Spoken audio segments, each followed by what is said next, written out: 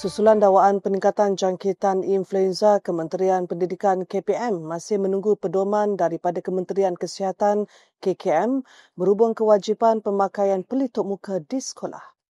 Menteri Pendidikan Fadlina Siddiq berkata sebarang arahan atau garis panduan berkaitan langkah pencegahan penyakit berjangkit itu akan diputuskan oleh KKM terlebih dahulu.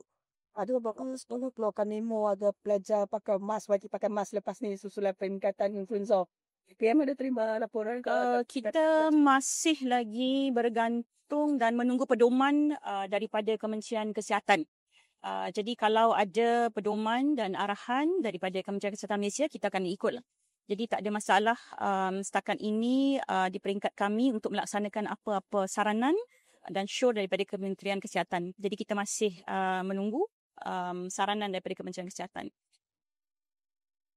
Fadlina ditemui pemberita selepas merasmikan kempen Jelajah Anti-Buli 2025, anjuran bersama Wanita Keadilan Pulau Pinang dan beberapa pertubuhan bukan kerajaan NGO di Dewan Yayasan Aman Kubang Semang, Pulau Pinang. Terdahulu tular dakwaan beberapa sekolah yang mewajibkan pelajar memakai pelitup muka bagi mengekang penularan influenza. Bagaimanapun, Pengerusi Jawatankuasa Belia Sukan dan Kesihatan Negeri Daniel Gui sebelum ini memberitahu kes jangkitan influenza di Pulau Pinang masih berada pada tahap terkawal.